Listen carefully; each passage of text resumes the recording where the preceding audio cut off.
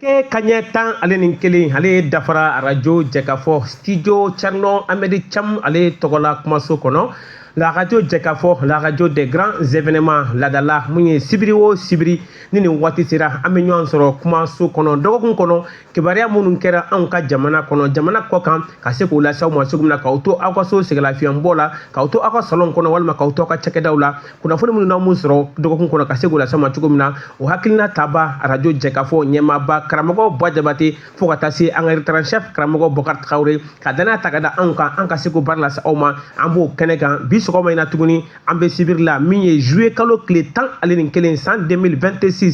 ni nin wagati nin sa an bɛ ɲɔgɔn sɔrɔ kɛnɛ kan mun ye kuma bara aw denkɛ n'aw balimakɛ ne ye Mamadu Mayiga ye ni maa min bɛ jɛ ka baara ɲɔgɔn fɛ bi sɔgɔma in na technique maa min tɛgɛ b'o la bi Ahmed Jakite le prince de technique bɔlɔlɔ siraw fɛ Sylvie Dako ni Ala sɔnna ma daminɛ don dɔgɔkun kɔnɔ kibaruya min kɛra anw ka jamana kɔnɔ o dɔ bɛ tali kɛ états généraux ale bɛ tali kɛ mun ye anw ka mɔni ale ni mun kɔni ye bagan mara ka se sɛnɛkow ma ale ni mun kɔni ye jɛgɛ maraw ka se ka wulikajɔ kɛ ni ka se ka sigi belebele kɛ jamana kɔnɔ Bamakɔ fo ka se marabolo bɛɛ lajɛlen kɔnɔ ka se ka sigi kɛ fura min bɛ se ka sɔrɔ dunkafa bɛ sabati cogo min na o ye jamana ɲɛmaa hakilinaw ye général d'armée Assimi Goïta ka baara ta ni k'a di mun ye Yubaba ale min bɛ tali kɛ an ka mɔniko ministre ni an bɔra o kɛnɛ kan an ka jamana wasabulon CNT olu kɔni ye wulikajɔ belebele kɔni kɛ ka se ka musaka ɲini ni k'o ta ni k'o di an ka jamana jiko ale ni kuranko o ministre ko bɛ se ka kuranko nɔgɔya cogo la jamanadenw bolo o ma da o ma ka brigade belebele fana ta ni k'o sigi an ka jamana dugu ɲɛfɔli ko sanuko fo ka se lakana ko o ministre saba fana tun bɛ mun kɔni CNT kɔnɔda bɛ don kɔrɔfɔw la ni an bɔra o kɛnɛ kan an bɛ taa Sangarebugu ale mairie kɔnɔ mun ye Sangarebugu maire ni ale bɛ tali kɛ mun kɔni ye Kasim Sidibe ale ye restitution kɛ san 2025 baara min kɛra u ka marabolo kɔnɔ da bɛ don kɔrɔfɔw la an ka jamana avocat olu fana farala ɲɔgɔn kan olu ni PNUD ni ka se ka sariya kura minnu bɛ tali kɛ mun kɔni ye loi pénaux ye nouvelle loi pénaux ni ka da don kɔrɔfɔ da bɛ don kɔrɔfɔ la fo ka taa se mun ye an ka jamana kɔnɔ dɔgɔkun tɛmɛnen bamacikala tenlamaw y'a kun y'a ɲini k'u bɛ se ka dankari anw na tuguni nka u ma ɲimisa mun na a kɛra o ye sabula mun kɔni ye kungo kɔnɔna kɛn bɛ su ye bi ka ɲɛsin mun kɔni ye an ka colonel Ataher Mayiga n'a ka cɛdenw ANEFIS bi u kɛn bɛ ka yala bi n'u ɲɛ dara sɛ kan u bɛ taa n'a ye o wulikajɔ baara kɛra an ka finitigilakaw fɛ fo ka taa se AES ale ye san 2 sɔrɔ général d'armée Assimi Goïta ka san 1 tɛmɛnen kɔfɛ Ibrahim Traoré Burundakaw ale bɛ ɲɛmaaya la bi an b'a kuncɛ ni farikolo ɲɛnajɛ ye Orange Mali k'a bolo fa ni k'a tɔn première édition Grand Prix nɛgɛso boli o fana kɛra anw ka jamana kɔnɔ fo ka se kunnafoniw caman ma ni Ala sɔnna bi sɔgɔma in na an bɛn'o walawala aw ye ka se ka mun kɔni aw la kunnafoniya cogo min na ni Ala sɔnna sanga kunkurunin kɔnɔ an na segin ka na kumaso kɔnɔ yaasa ka se ka hakilila mun kɔni di aw ma nin wulikajɔ nin kɛnɛ ninnu kan. I n'a fɔ an bɔra k'a fɔ cogo min na kunnafoni bakuruba la min ye an ka jamana ɲɛmaa général d'armée Assimi Goïta kɛ n'a ka hakilinaw ye général d'armée Assimi Goïta a ka gouvernement ɲɛmaa général de division docteur Abdoulaye Mayiga ka ɲɛsin min kɔni jamana gouvernement bɛɛ lajɛlen ma haminako min b'u la bi jamanadenw ka dunkafa bɛ se ka sabati cogo min na a fɔ ma ko min kɔni ye états généraux ka se k'o baara kɔni kɛ a fɔ ma cérémonie officielle d'installation de la commission nationale d'organisation des états généraux de l'élevage de la pêche et de l'aquaculture a lancement activité kɔni kɛra Damosana pas o kɛra maa min fɛ o de ye ministre min ni ale bɛ tali kɛ an ka mɔniko ministre kan Yubaba ale kɛrɛfɛ ministre caman tun bɛ k'a dɛmɛ yaasa ka se ka baara ninnu kɔni kɛ cogo min na o ministre dɔ bɛ tali kɛ an ka dugukoloko ministre ko n'a bɛ tali kɛ mun kɔni ye Imrana Abdoulaye Touré ale tun bɛ a kɛrɛfɛ fo ka taa se mun kɔni ye ministre caman Issa Ousmane Kulubali mun kɔni ye an ka ministre de l'administration territoriale Musa Aga Taher maliden mun bɛ jamana kɔ ka ministre Musa Alassane Diallo jagoko ministre fo ka taa se mun kɔni ye ministre kɔrɔ caman olu fana tun bɛ kɛnɛ kan kɔrɔfɔ tɛmɛnen kɔfɛ min ye Yubaba ye mun sɔrɔ ka di an ma aw ni anw an ka jɛni ko lamɛn ɲɔgɔn fɛ. An bila nin baara la ka bɛɛ lajɛlen fɔ n tɔɲɔgɔn ministre minnu bɛ yan ani président de la commission d'organisation a n'a tɔɲɔgɔnw bɛɛ k'u fɔ k'u waleɲuman dɔn k'a yira k'a fɔ an bɛna a hakili jakabɔ kɛ ka hakili jakabɔ an ka bagan mara a bɛ cogo jumɛn na bi an ka bagan mara gɛlɛya jumɛn b'a kan an ka bagan mara an bɛ taa yɔrɔ jumɛn an ka jɛgɛ mo o fana kɛrɛfɛ tɛ an ka jɛgɛ mara o fana n'a ɲɔgɔnna de don k'a yira k'a fɔ nin baara in nin a bɛna kɛ nin kalo dama dama kɔnɔ a bɛ kɛ Bamako yan nɔ komi a bɛ kɛ région bɛɛ la an b'a ɲini commission d'organisation ani département ministériel bɛɛ u k'u cɛsiri pour que nin baara in nin n'a ɲɔgɔn ma deli ka kɛ a ka kɛ ka ɲa a ka kɛ ka recommandation minnu b'a to Mali bɛ se ka taa ɲɛfɛ Mali a bɛ se ka farafina balo ka yɛrɛ balo ka farafina balo Mali a bɛ se k'a ka sogo bayɛlɛma pour que misiw kana taga u sen na tuguni ka fɛɛrɛ kɛ pour que jɛgɛ ko mun b'an na o ka bɔ yen an ka jibaw minnu bɛ yen nɔ o ka se ka jɛgɛ nati Mali ye mun b'a to jɛgɛ wɛrɛ tɛ se ka bɔ kɔfɛ ka na donc nin bɛ ka tila ka baganw u ka kɛnɛya ka a sabati bana minnu b'u la bi k'o furakɛ k'a jira k'a fɔ an dalen bɛ bɛɛ lajɛlen na mɔgɔw minnu bolo bɛ don nin na nin kalo damadama in kɔnɔ o bɛɛ k'i jeniyɔrɔ fin pour que Mali ni a ka taa ɲɛfɛ Mali ni an ka ɲɛmɔgɔw b'a fɛ cogo min pour que dunkafa a ka se ka sabati an ka jamana in kɔnɔ pour que baara fɛn o fɛn n'an bɛna a ka kɛ jamana kɔnɔdenw o de ye a ɲɛsinnen bɛ olu de ma dunkafa a ka se ka sabati an ka jamana in kɔnɔ. Ayiwa ni ala sɔnna ma ni an bɔra o kɛnɛ kan an bɛ taa wasabulon ale kɔnɔ min ye CNT Conseil national de transition ale min bɛ bila mun kɔni ye député olu nɔ la maa minnu bɛ sariyaw ta jamana kɔnɔ ministre saba kun kɛn bɛ ka ɲɛsin mun kɔni yen kɔnɔna ma min ye lakanako ministre Dawudu Ali Mohamedine na an ka mun kɔni ye dugukɔnɔnafoloko ministre professeur Amadou Keita ani jiko ni kuranko ministre mun kɔni ye k'a fɔ professeur Cɛmɔgɔ Traoré ninnu tun bɛ CNT kɔnɔ CNT yɛrɛ ɲɛmaaba tun bɛ kɛnɛ kan mun ye général l'école d'armée Maliki Jaw ka fara membre tɔw kan maa 100 ani maa 27 olu b'a jira k'a fɔ k'u sɔnna wulikajɔ ninnu ma musaka min bɛna ta ni ka ɲini mun kɔni ye banki fɛ ni ka se ka jamana jiko ni kuranko ɲɛnabɔ cogo min na ani an ka jamana dugukɔnɔnafolo bɛ se ka bɔ cogo min na ka jɛgurukɛ kɛ ne sigi mun ye brigade ye ka se ka jateminɛ kɛ maa minnu bɛ an ka nafolo bɔ ni ka taa n'a ye ten ka se ka jamana sigi nin yɔrɔ sɔrɔ cogo min na o baaraw fana kɛra ani mun kɔni ye wulikajɔ caman a kɔrɔfɔ tɛmɛnen kɔfɛ an ye mun sɔrɔ a kɛnɛ kan aw ni anw an ka jɛ ni k'o lamɛn ɲɔgɔn fɛ.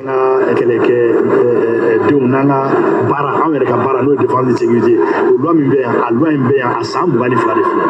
an b'a dɔn san 22 a ka se bi ma fɛn caman kɛra fɛn caman tɛmɛna fɛn kura caman nana terrorisme fɔlɔfɔlɔ an tun t'o dɔn o bɛɛ nana nin waati ninnu na fɛn dɔw fana bɛ cybercriminalité o fɛn caman ye fɛn kura ye minnu nana parce que n'i y'a mɛn sisan ko réseaux sociaux ninnu ni technologie kɔni n'a a bɛ taa ɲɛfɛ fɛn caman b'a la donc o b'a to sisan an y'o bɛɛ don a la ani an fana ye baara caman boloda min ye ka yɛlɛmaw don an ka filidonnaw ka baarakɛcogo ani u ka minɛ sɔrɔ cogo la o caman kun t'a la donc il fallait que sisan nin loi kura in an k'o bɛɛ don a la o b'a to fana papier bɛ k'an bolo min bɛ se ka an to ka baara kɛ ka ɲɛ kɛcogo la min ma yamaruya k'a kɛ. An ka Wasabulon mɔgɔw ye yamaruya d'a ma an ka taa an ka baraji Kuruba baraji labɛn il faut baraji il faut courant il faut ji donc ni Kuruba jateminɛ Kuruba localité a bɛ fɛn caman de ɲɛ sɔrɔ yɔrɔ la parce que baraji tɛ siman ni nɛgɛ gansan ye k'an bɛna t'o bila baraji fana ye ka ji minɛ walasa sɛnɛ bɛ se ka yiriwa walasa baara bɛ se ka di sigidala mɔgɔw ma walasa an bɛ se ka courant fana sɔrɔ. Mali kɔnɔ baraji sigiyɔrɔ 34 de b'an bolo baraji électrique hydroélectrique bɛ se ka kɛ yɔrɔ min na bon mɔgɔ min bɛ ji courant ko fɔ o b'a jira k'a fɔ ko a wari da ka nɔgɔ c'est à dire a coût de production ka nɔgɔ kosɛbɛ donc an y'o de ɲini gouvernement fɛ u ka t'o siraw fɛ pour que u ka se ka baraji caman bila sen kan courant ko dɛsɛ min b'an na pour que an ka se k'o kɔni o solution sɔrɔ. Ka baara bila u ŋanamuni ma u ka taa baara kɛ yɔrɔ la u man ka kɛ yɔrɔ min na u b'a bɔ yɔrɔ la u man ka bɔ yɔrɔ min na ou bien u b'a bɔ k'a sɔrɔ sɛbɛn t'u bolo wa brigade in sigira o de bɛɛ kɛlɛ o tuma la a bɛna baara kɛ mun ni mun kan minnu bɛ taa dugukɔnɔnafolow bɔ yɔrɔ la u man ka bɔ yɔrɔ min na walima k'a bɔ k'a sɔrɔ sɛbɛn t'u bolo minnu bɛ a bɛ fɔ ko produit chimique minnu bɛ olu baara kɛ ni o ye olu bɛ ka an ka dugukolo tiɲɛ k'an ka bajiw tiɲɛ k'an ka forow tiɲɛ u bɛna o fana kɛlɛ minnu fana bɛ n'u ye sanu bɔ n'u b'a yurugu feere u b'olu fana kɛlɛ. Bɛɛ ɲɛ b'a dɔn kɔnɔnaw n'an ka sɛnɛkɛyɔrɔw n'an ka jidenw kɔnɔna la étrangers ni maliens yɛrɛ dɔw faralen don ɲɔgɔn kan ka na sanu bɔ illégalement o sanu bɔ senfɛ u b'an ka forêw tiɲɛ u b'an ka sɛnɛkɛyɔrɔw tiɲɛ u b'an ka jiw kɛ ji minbali ye u bɛ tiɲɛni caman boloda bon n'i tilala ka fara o kan sanu min bɛ bɔ état tɛ dɔrɔmɛ kelen ye maliens tɛ dɔrɔmɛ kelen ye a bɛɛ suɲɛnen bɛ bɔ a dun wari ka ca kosɛbɛ tonne caman de don donc état a décidé bi ka nin brigade in créer ka bila maliens ka disposition na pour que ka se ka nin kɛlɛ in ban. Ayiwa ni ala sɔnna ma ni an bɔra o kɛnɛ kan an bɛ segin ka na mun ye Sangarebugu an bɛ taa ale commune rurale ale kɔnɔna la Sangarebugu maire ni ale bɛ tali kɛ Kasimu Sidibe ale ye wulikajɔ kɛ a fɔ ma restitution 2025 kan kɔmasegili baara ni ka se k'o kɛ dugudenw ye dugudenw ka nafolo min bɛ ka sɔrɔ mairie kɔnɔ a bɛ taa sira minnu fɛ taxe min tɛdɛriw bɛ se ka kɛ sababu ye ni ka dugu yiriwa cogo min na a fɔ ma ko kɔni ye restitution o baara kɔni kɛra min ye ale kɛrɛfɛ mun ye Kati préfet ale ma kɛnɛ sɔrɔ kɛmɛ ka nɔrɔ bila ni maa min ye o de y'a ka premier adjoint ye n'o bɛ tali kɛ Isa Pleya kan ka fara mun kɔni ye ka fɔ Sangarebugu ale dugudenw cɛ fara muso kan denmisɛn fara maakɔrɔ kan bɛɛ lajɛlen bɔra ni ka mun kɔni ye mairie kɔnɔna fɔ ye ko da kɔnɔ ɲi ni ka taa kɔmasegili baaraw lamɛn mun kuma fɔ bɛ bɔ mun kɔni u ka maire da ni ka ɲɛfɔli kɛ u ka musaka ko bɛ se ka sɔrɔ cogo min na ni kalanko ni kɛnɛya ko bɛ se ka yiriwa cogo min na o baara kɛra u ka maire fɛ Kasimu Sidibe a bɛ ɲɛfɔli kan ye ni ale tilala waati min na mun ye Kati préfet ka premier adjoint tun bɛ kɛnɛ kan Isa Pleya an ka jɛkulu fila ka kɔrɔfɔ lamɛn ɲɔgɔn fɛ. Ani mɔgɔ minnu bɛ domaine privatif la n'u bɛ demande kɛ ka taa sigi siradaw la bon an y'an fanga sinsin o kan bon recouvrement service minnu b'an bolo bon maire financier pression k'u kan pour que recette bɛ se ka accentuer cogo min na bon à ce niveau an ye sɔrɔ dɔ kɛ bon mairie yɛrɛ ka dépense an y'a lajɛ min ye essentiel ye n'o bɛ population nafa olu ta bon fɛn fɛn bɛ n'o tɛ essentiel ye k'o bɔ a la particulièrement le carburant par exemple sariya bɛ yamaruya kɛ budget dɔ ka voter carburant kama maire ka déplacement conseil ka déplacement ani mission n'o bɛ kɛ dɔ bɛ ta a la bon an y'o fermé il y a 10 ans depuis an nana o volet ma sɔn touché ka ko la an ma deli ka utiliser o da sera ma sisan an y'o secteur an y'o bila pewu bon fɛn fɛn bɛ yen n'a bɛ budget la ni wajibi kun tɛ a kɛbaliya tɛ impacter population kan conformément à l'esprit de la lettre du gouverneur an ye olu datugu bon yɔrɔ min na ni création kura bɛ se ka k'a la an y'o dayɛlɛ bon an ka dugutigilakaw mɔgɔw degenen tɛ taxe sara la bon mais dugutigi minnu bɛ yen sisan depuis 2025 olu commencera ka a faamu ka pression kɛ bon TDL a ti donna mais a bɛ ka améliorer malgré c'est mauvais le résultat mais a bɛ ka améliorer ka tɛmɛ san tɛmɛnenw kan. Population bɛɛ mairie baarakɛla bɛɛ maire n'a ka adjoint ani conseil bɛɛ an ka foli bɛ bɛɛ lajɛlen an nisɔndiyalen don bi sɔgɔmada in na ka kɛ nin kɛnɛ in kan n'o ye restitution publique ye o ye min ye ka timɛli kɛ population ye mairie ye baara minnu boloda a n'a sera ka baara minnu kɛ ani minnu ma se ka kɛ san 2025 tɛmɛnen na donc nin baara in mairie m'a kɛ kunfɛ an ka gafe min bɛ yen n'a bɛ f'o ma code de collectivité o de ye a diyagoya maire bɛɛ lajɛlen kan n'i ye baara kɛ san tɛmɛnen i bɛ san minɛ i ka san tɛmɛnen baara yira population na u k'a dɔn k'a fɔ wari minnu sɔrɔla dépense minnu kɛra wari tɔ min tora a donna mun ni mun na donc fo diyagoya ka ɲɛfɔli k'u ye donc an bɛ Sangarebugu ta o kɛnɛ de kan bi je pense que fɛn in bɛ boli baara sira saba de kan compte administratif 2025 gafe min bɛ yen n'a bɛ f'o ma programme de développement économique social et culturel n'o ye PDCEC ye ani mairie yɛrɛ service yala u bɛ fonctionner cogo di est-ce que u bɛ fonctionner conformément au texte donc baara in bɛ boli nin saba de kan donc aw yɛrɛ bɔra k'a ye présentation kɛra mairie tun ye musaka minnu prévoir ani sɔrɔ minnu prévoir sɔrɔ bɛ taa fo miliyari 1 ni miliyɔn 300 kɔ mais u sera ka min mobiliser a ka ca miliyari 1 ye o b'a jira k'a fɔ vraiment baara kɛra mais halisa u bɛ se ka tɛmɛ nin kan mais u tɛ se ka kɛ fiyewu ni population ma fanga fara u ta kan ka u ka impôt n'u ka taxe sara a ɲɛ ma kɛrɛnkɛrɛnnenya la a bɛ fɔ taxe impôt ma ni TDRL o de b'a to mairie bɛ se ka ɲini kɛ a partenaires fɛ ka se ka baara caman boloda commune kɔnɔ donc an ka laɲini ye min ye an ka welewele ye min ye k'a fɔ population ye vraiment u k'u jija u ka cathédrale sara a ɲɛma min b'a to vraiment commune bɛ se ka yiriwa cogoya min na donc Kati préfet tɔgɔ la ne sera nin kɛnɛ kan ka na seereya k'a fɔ effectivement sariya ye baara in fɔ cogo min na a bɛ ka kɛ o baara hukumu kɔnɔna la pour que ka se ka kɔmasegin kɛ ani ka a yira population ani commune na k'a fɔ tutelle bɛ olu de kama donc ni ala sɔnna an seko ye fɛn o fɛn ye an bɛ far'u kan min b'a to vraiment u bɛ se k'u ka baara kɛ sariya hukumu kɔnɔna na cogoya min na. Ni ala sɔnna ma ni an bɔra nin kɛnɛ kan hali bi min ye an ka jamana kibaruya ko la an bɛ taa Amdalayi Asidi Mil ale kɔnɔna la dunanjigisoba dɔ kɔnɔ min ye an ka jamana mun kɔni bɛ tali kɛ avocat kan olu ka jɛkulu min wele ko ordre des avocats du Mali olu ni PNUD olu farala ɲɔgɔn kan ni ka se ka tile 4 kalan boloda nanzarakan na a fɔ ma ko séminaire des avocats sur les innovations des nouveaux codes pénaux au Mali o tɛ dɔwɛrɛ ye mun kɔni ye yɛlɛmani kura minnu bɛ ta ni ka ɲɛsin mun kɔni ye sariya taabolo kura minnu bɛ yen n'a bɛ tali kɛ o wulikajɔ kan an ka jamana kɔnɔ o projet bɛ wele ko cadre de programme d'appui à la stabilisation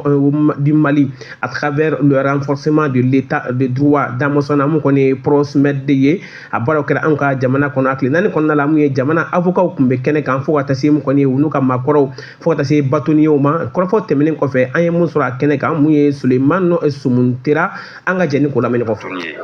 o ye avocat ka ɲɛmɔgɔ ye an ye ɲɔgɔn sɔrɔ hukumu min kɔnɔna na o ye lajɛ min n'an y'a laɲini ka hakili falen kɛ avocat ni ɲɔgɔn cɛ ka da kan Mali sariya kura dɔw bɛ yen minnu taara décembre 2024 o sariya ninnu ye jumɛn ye o ye code pénal o ye code de procédure pénale ye n'i y'o sariya fila in jateminɛ a jɔyɔrɔ ka bon jamana ko la kosɛbɛ code pénal de b'a yira ni kojugu tɛmɛna i ni mɔgɔ cɛ a dabɔra kama a ma daba kama a kiiri kan ka kɛ cogo di a enquête kan ka kɛ cogo di ni mɔgɔ minɛna ka datugu kaso la a bɛ se ka bɔ cogo di mɔgɔ bɛ se ka bali kaso la t'a la cogo di donc fɛn caman de b'a kɔnɔ min b'an ka société diriger don o don donc o ye sariya ye min man kan ka to avocat ma kunba la c'est pas parce que u t'a dɔn avocat bɛ code ninnu dɔn mais kuma kuraw donna kɔnɔ wali kuraw donna kɔnɔ min bɛ sariya bolili nɔgɔya adamaden kan min bɛ adamaden ka taabolo jateminɛ pour que ka sɔrɔ ka tribunal ka décision ta donc hakili falen na e bɛ se k'a miiri k'a fɔ sariya ko tan de ne bɛ se k'a miiri a ko tan de alors que an bɛ dumuni min na n'o ye code pénal ni code de procédure pénale ye sariya tɛ interpréter taabolo caman na a kan ka kɛ kelen de donc n'an ye ɲɔgɔn ye ka kuma kan an k'a dɔn k'a fɔ hakilina na a kan ka interpréter nin kelen de la donc anw y'a ɲini an ka jɛ ka baara kɛ anw ni ɲɔgɔn cɛ fɔlɔ degun minnu b'a la an b'a bɛɛ tɔmɔ k'a kɛ sɛbɛnni ye k'a yira a kan ka yira mɔgɔ minnu na anw hakili la nin yɔrɔ in a bɛ tan ani minnu fana ye sariya ninnu dilan ka baara k'a la san caman parce que sariya in a ma kɛ san 1 san 2 san 10 kɔ baara de don olu ka faamuyali min b'a la anw fana ka faamuyali min b'a la n'an ye ɲɔgɔn sɔrɔ hakili la bɛɛ bɛ bɔ o baara kɔnɔna na ni hakiliya ɲuman ye o hakili ɲuman ni avocat bɛ se ka baara kɛ n'o ye k'u ka clients défend donc o de la ne yɛrɛ bolo baara in ye baara ɲumanba de c'est pourquoi avocat caman nana an ye an yɛrɛ damaw de ta minnu kun ka kɔrɔ n'an ye kosɛbɛ baara la minnu hakili carilen don baara in na kosɛbɛ dɔw yɛrɛ y'an karamɔgɔw u y'an kalan ekɔli la an k'ulu de ma a ye na anw ka hakililanta fɔ aw ye a fana ka aw t'a fɔ ɲɛna n'an ye faamuyali sɔrɔ a ka ca ala fɛ kiirikɛyɔrɔ la kuma tɛ caya hali n'a cayara degun bɛrɛ tɛ bɔ a kɔnɔ parce que fɛn kelen ni interprétation caman b'a la o bɛ na ni degun ye a bɛ na ni samasamali gansan ye alors que n'a tilelen don a ka ca ala fɛ o de ka ɲi ni tribunal bɛ baara kɛ nɔgɔya kɔnɔna na faamuyali kɔnɔna na o de ka ɲi tribunal mɔgɔw ma o de ka ɲi avocat ma o de ka ɲi jamanadenw ma donc jamana baara de don ne hakililanta ye o de Ayiwa ni ala sɔnna ma ni an bɔra o kɛnɛ kan sibiri tɛmɛnen ni ale bɛnna mun kɔni ye juillet kalo tile 4 mun ye bamantikaw de tigilamɔgɔw kun ye a laɲini tuguni wulikajɔ min kun kɛr'u fɛ avril kalo tile 25 tɛmɛnen k'u bɛ segin ka na o ɲɔgɔnna ta ni k'o ɲɛsin anw ka jamana ma u y'a laɲini ka yɔrɔ minnu ni k'u sense o dɔ bɛ tali kɛ anefis agel gawo mun kɔni ye sevare kɔnɔna ka na se mun ye kɛɲɔrɔba ale kasobonba ye k'o bɛna wulikajɔ kɛ ni ka ɲɛsin nka u ma ɲimisa wulikajɔ in na sabula u y'a sɔrɔ mali finitigilakaw kɛmɛ bɛ ka kɔngɔmajɔ ni k'u kɔnɔ maa o maa kɔni nana maa bɛ se ka fɔ a si ma segin sabula mun kɔni ye bi maa bɛ se ka fɔ kungo kɔnɔna kɔni ale kɛmɛ bɛ mun kɔni ye su kasa kɔni ye bi ka kɛ ni mali finitigilakaw ka wulikajɔ n'o y'an ka faamaw ye ka fara mun kɔni an dɛmɛbaajɛkulu minnu bɛ yen n'o tali kɛ afrika corps maaw kan ka bɔ mun kɔni si jamana kɔni kɔnɔ wa bi mun kɔni ye wulikajɔ kɔnɔna la bi anefisi marabolo bi mali cɛdenw kɛmɛ bɛ ni ka don ni ka t'u cɔngɔ yen bi ka sɔrɔ ka larawuli kɔni kɛ du ani du ka se k'u tɛgɛ da anefisi kɔnɔna kan o wulikajɔ kɛra maa min fɛ o de ye colonel mun kɔni ye atahɛr mayiga ni a ka cɛdenw maaw y'a jateminɛ ka kɛ mun kɔni ye bi bɔlɔlɔ siraw fɛ a kɔni ja kɛmɛ bɛ ka fan bɛɛ minɛ bi wa an ka finitigilakaw bi u kɛmɛ ka jɔw bɔ ni k'u bila ni k'u yira ka diɲɛlamɔgɔ lasɔmi ka yira k'a fɔ wa mali finitigilakaw bi fɛn fɔra bi a bɛɛ de ye tiɲɛ ye l'armée malienne morte en puissance wa wulikajɔ fɔra ka kɛ bi wa maa o maa de kɔni kun da anw ka jamana in kan bi ma a bɛ se k'a fɔ bi a bɛɛ bɛ yɛrɛ ɲini na wa kibaruyaw caman yɛrɛ y'a yira bi k'a fɔ mun kɔni ye hali yada gali ko kɛnɛ in kan ale kun bɛ yen nɔ ko mun kɔni ye bolomada kan sa nka ko joginda kɔni k'o ye a sɔrɔ fo ka taa se maa caman kɔni ma ka kɛ n'o wulikajɔ ye jamanadenw wulikajɔ kɔni kɛra ni ka se ka micro ta ni ka tɛngu u la hakilina min b'u la ka ɲɛsin an ka finitigilakaw ma mun y'an ka jamana sifinnakaw a ye mun sɔrɔ kɛnɛw kan aw ni anw an ka jɛni k'o siraw lamɛn ɲɔgɔn fɛ. An ka jamana a degunnen don bi an ka jamana kɔnɔdenw degunnen don bi ka d'a kan jatigɛ wale tigilamɔgɔw kelen bɛ ka kojugu caman ta ka ɲɛsin jamana ma ani jamana kɔnɔdenw ma donc o cadre kɔnɔna la i b'a ye k'a fɔ ko sifinw de jɔyɔrɔ ka bon donc sifinw de kan ka message ɲuman passer sifinw de kan ka jateminɛli kɛ n'u ye ko min ye siganamɔgɔ ye ani ko min ye siganako ye ka se ka an ka faamaw wele k'u informer o fana la tuguni sifin mɔgɔw o cadre kɔnɔna la u kan ka information partager information minnu vérifielen don parce que i kɛtɔ ka information dɔ di i bɛ se ka na ni jawuli ye jamana kɔnɔ et an bɛ message mun adresser an ka faamaw la vraiment an b'u soutenu bi an b'u soutenu sini minnu taɲara an bɛ dugawu kɛ ala ka hinɛw la minnu man kɛnɛ ala ka kɛnɛya d'u ma ni ala sɔnna ma mali bɛ se sɔrɔ jatigɛ wale tigilamɔgɔw kan. Effectivement sɔgɔmada n'an wulila ka bɔ sunɔgɔ la an y'a ye information la ko an ka localité damadɔ attaquera an dusukun kaminen don mais alhamdulillah an dusukun tilala ka faga dɔɔni parce que kɔfɛ an tila ka résultat ye an y'a ye k'an ka faamaw u ye dankari banbaaci kɔngɔtɔ ninnu na donc o faama ninnu wele kan bɛ se u ma k'a f'u ye c'est à dire que peuple malien bɛɛ b'u kɔ an bɛɛ b'u kɔ an jigi fanci jugu in na banbaaci minnu bɛ na a caman ye an sifinnakaw ye donc fɛn wɛrɛ tɛ u bɛ s'u ma ni nata de ka fɛn dɔ ta k'a kun ɲɛsin u ma ou bien kuma dɔ dɔw yɛrɛ bɛ na ka violence prôner ou bien ka se ka kɛlɛ dɔw la justifier alors ka kɛlɛ kun t'a la donc n'u ye maa o maa ye sigida o sigida la maa min bɛ ka essayer ka sifindenw ta ka taa n'a ye fini kɛlɛ na u ka essayer ka signaler rapidement u kana fɛn kɛ mais autorité bɛ yen autorité min bɛ se ka nin signaler. n bɛ se k'a fɔ zone minnu attaquera n'o ye agilok n'o ye anefis ye n'o ye gawo ye n'o ye keɲoroba ye donc n'i y'a lajɛ nin zone ninnu bɛɛ lajɛlen attaquera a kɛra simultanément tema an mago bɛ mun na bi jamanadenw ka kunnafoniyaw di armée ma u ka se ka renseignement sɔrɔ pour que ka se ka nin kɛlɛ in kunbɛn mais an b'a dɔn an ka cɛdenw dilanna k'a daminɛ transition sigi ni bi cɛ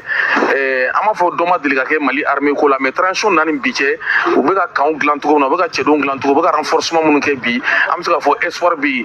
kuma ɲuman hakilina ɲuman information o y'an ka rôle de ye anw jamanadenw de kan k'o lase autorités ma bi pour que ka se ka nin kɛlɛ bali an b'a dɔn an ka sɔrɔsiw bɛ ka labɛn min kɛ bi an bɛ se k'a fɔ mɔnɛ min donna jugu la bi aw yɛrɛ ye k'a fɔ su caman bɔr'u ka côté la o t'a bali k'a fɔ ko kɛlɛ tɛ continuer. ayiwa ni ala sɔnna ma ni an bɔra o kɛnɛ kan AES jamana AES marabolo ne bɛ tali kɛ jamana saba kan anw ka jamana min yɛrɛ kun ye hakilina in taban ye n'o ye mali ye ka fara burukina jamana kan fo kana se mun kɔni niger jamana ni jamana saba ka daminɛ général d'armée asimi goyita mali tɔgɔ la capitaine ibrahima traoré burukina faso tɔgɔ la général d'armée abdramani chani mun ye niger tɔgɔ la AES sigira san 2 kɔni dafara san fɔlɔ ɲɛmaya kun bɛ maa min bolo o de y'anw ka jamana ɲɛmaa général d'armée asimi goyita ale tɛmɛnen kɔfɛ san 1 ale ka baara bannen ale mun kɔni ye drapeau ta ni ka di burkina jamana ɲɛmaa ma mun ko bɛ tali kɛ capitaine ibrahima traoré kan ale fɛnɛ bɛna san 1 kɔni kɛ a baara la AES ye wulikajɔ minnu kɛ nafa minnu sɔrɔ AES la bi wulikajɔ min kɛra bi jamanadenw dɔw y'u hakilina di a ko kan an ka jɛni k'o lamɛn ɲɔgɔn fɛ. Lasɔrɔ an bɛ ala barikada parce que mɔgɔ caman tun b'a miiri ala tɛ tɛmɛ kalo 6 kan donc a san fɔlɔ n'o o san fɔlɔ présidence kalifara anw ka jamana ɲɛmɔgɔ la n'o ye le général d'armée Assimi Goïta ye parce que AES sigilen bɛ hakilina ba 3 de kan fɔlɔ o ye paix et sécurité c'est-à-dire jamana bɛ se ka fara ɲɔgɔn kan cogo min na ka lakana kɛ donc a y'o o soubassement don k'o kɛ ni ka an 3 fanga fara ɲɔgɔn kan armée 3 ka fara ɲɔgɔn kan walasa an bɛ se k'an ka jamana 3 défend cogo min na an y'a ye k'a fɔ o force o lancera a ka mandat kɔnɔ a filanan n'o ye développement sira ye fɛn fɛn bɛ taa sɔrɔ sira la o ye concertation caman kɛ walasa lafiya bɛ se ka don cogo min na kɛnyɛrɛye ani sɔrɔ sira la o wolola ni bangi sigilen n'o o siège bɛ Bamako sabanan n'o développement bɔra yen sécurité bɔra yen maintenant communication an y'a ye k'a fɔ fɛnɛ an ka président ka mandat kɔnɔ communication radio inauguré télé inauguré Mali la radio inauguré Burkina donc n'i y'o o fɛn ninnu jateminɛ o y'a ye k'a fɔ AES sigilen bɛ fɛnba 3 min kan ani diplomatie comme n y'a fɔ cogo min na kuma daminɛ la an ka kumaw bɛɛ ye kelen fana bi AES kɔnɔ a bɛ ka taama cogo min na bi an bɛ alhamdulilayi n bɛ se k'a fɔ a diyara an bɛɛ ye. Ayiwa ni ala sɔnna ma ni kɔni kun ye AES ka wulikajɔ minnu kɛra kunkelenna minnu sɔrɔla wasa minnu sɔrɔla wa bi ma bɛ se k'a fɔ AES cɛdenw kun bɛ maa ba 5 la kɛra maa ba 15 ye bi o bɛ kɛ sababu ye bi ni jamana 3 nɔgɔ kɔni tɛ a la anw haminanko de kelen kɛlɛ de bɛ anw kan nka kɛ ni waati yɛrɛ koron kɛ nin kɛcogo ye sabula waati an t'an tɛgɛ ma kosɛbɛ mun kɔni y'an na bi ta kɔni dan yan sabula ne de kɛra kulo garisɛgɛ ye bi ka kunnafoni lase aw ma aw denkɛ n'aw balimakɛ ne ye Mamadu Mayiga ne Mamu Jara ka baara kɛ ɲɔgɔn fɛ technique la o kun ye Ahmed Jakite le prince technique bɔlɔlɔsiraw fɛ Sylvie Dako baara bɛɛ lajɛlen bɛ kalifa an ka ɲɛmaa la karamɔgɔ Ba Jabate an bɛ a fɔ a ye aw k'an bɛn diɲɛ waati wɛrɛ kunnafoni na ɲini ka d'aw ma Mali kɔnɔ Mali kɔ kan aw k'an bɛn diɲɛ waati wɛrɛ wa assalam.